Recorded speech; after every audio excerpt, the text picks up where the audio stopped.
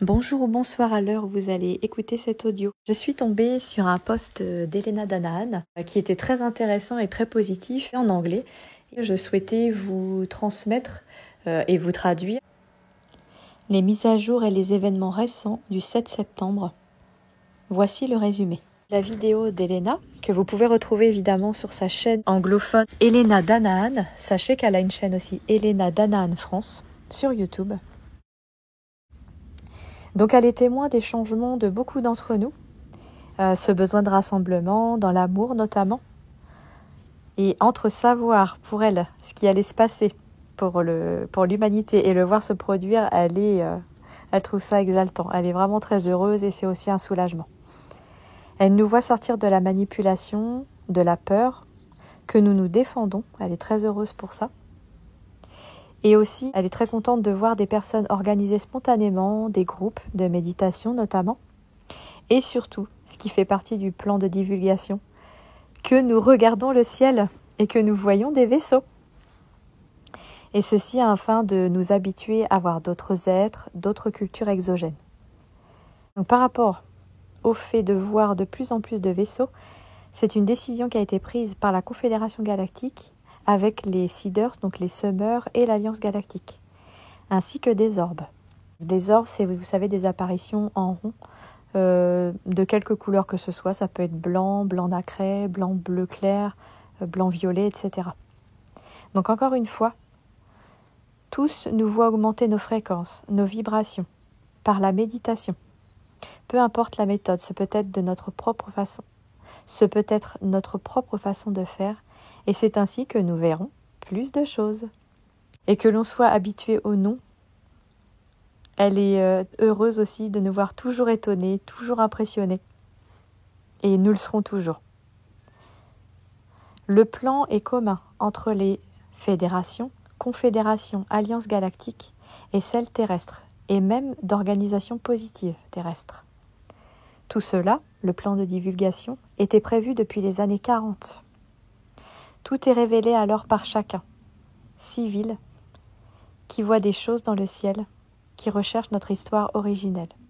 Il y a eu beaucoup d'infiltrations dans les organisations dont je tairai le nom qui ont tout bloqué, pour justement nous garder dans la division, nous garder esclaves du système, etc. Mais ça y est, après avoir apporté à la fédération tout ce qu'ils savaient, les infiltrés, ils sortent maintenant. Ils disent « j'ai vu ce qui se passe, je sais et je vais l'exprimer ». Il y a bien des changements économiques, notamment, mais rassurez-vous, il n'y a pas de crise.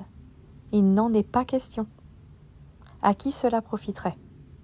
Ni le DS, ni l'Alliance. Pourquoi vouloir le chaos ? C'est impossible. Il n'y a pas de chaos. De toute façon, le système quantique UFS est déjà en place, donc rassurez-vous. La seule chose dont on doit s'occuper, c'est de nous. Nous et notre famille. Être unis, connectés, sur la même fréquence. Notre pouvoir et notre polarité. L'inverse qu'a créé Enlil. L'esprit crée tout, santé comme maladie. Notre polarité est notre cadre. Il est important maintenant d'activer justement sa Kundalini. Donc elle propose d'aller vers ceux qui peuvent vous apprendre. Écrivez-moi pour vous guider. Pour l'activer, donc c'est deux serpents qui s'entrelacent et qui représentent le féminin et le masculin au chakra racine. Ce qui peut se passer quand on fait vraiment l'amour. Celui du véritable amour, cette fusion de deux personnes, de deux fréquences, de deux êtres, qui active l'énergie sexuelle, mais pas de la façon bestiale, mais vraiment avec amour. Alors là aussi, votre Kundalini s'active. Donc comme elle dit, faites l'amour. Prenez soin de l'amour, baignez dans l'amour. Après, si vous n'avez pas de partenaire, donc elle le dit avec le sourire, alors la méditation est plus simple.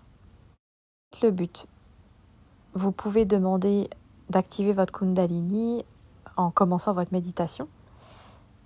Ceux qui connaissent le symbole, donc le caducée, a des ailes. Et quand les deux serpents s'entrelacent, passent tous les chakras et s'entrelacent au troisième œil, alors la glande pinéale est grande ouverte et votre conscience est grande ouverte. D'où le caducée qui a des ailes et qui arrive justement au chakra du troisième œil. Et quand vous arrivez à cela, à le faire, alors vous vous libérez des centaines de millénaires d'esclavage. Tout ce qu'elle explique n'ouvre pas seulement, mais répare et réactive notre ADN. C'est la clé de notre fréquence originelle. Nous sommes créateurs, par la fréquence de l'amour. Évidemment, pour ceux qui ont des maladies handicapantes, des blessures, elles pensent aux amputations, membres fantômes, etc. Vous pouvez aller vers des technologies médicales. L'amour est l'impulsion créatrice de l'univers. L'amour est un pont qui relie toutes particules ensemble, de l'atome en passant par les cellules, mais aussi les organismes. De cœur à cœur, humain, celui de notre terre-mère, de notre galaxie, de la source. Et ce cœur, sa spécificité, font de nous des créateurs. Elena est revenue pour ça. Elle est là, sur ses réseaux, sur YouTube, pour continuer à nous rappeler que nous avons le pouvoir. Elle sera toujours là pour nous prendre la main pour chaque étape. Elle l'a vu tellement de fois. Et cela vient car nous le créons maintenant. Et elle termine en disant de protéger et de garder nos enfants, car ce sont les bâtisseurs de demain. Elle nous aime et elle est très fière de nous. Car nous sommes de retour, tous, et c'est la mise en place finale. Et nous gagnons. Tous, ensemble. Et cette fois, parce que nous sommes liés par l'amour. Elle nous dit à bientôt. I love you, and I am very proud of you.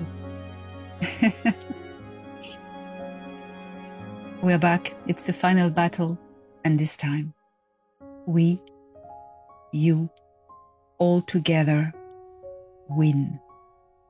You know why? Because this time, we are bound by the frequency of love.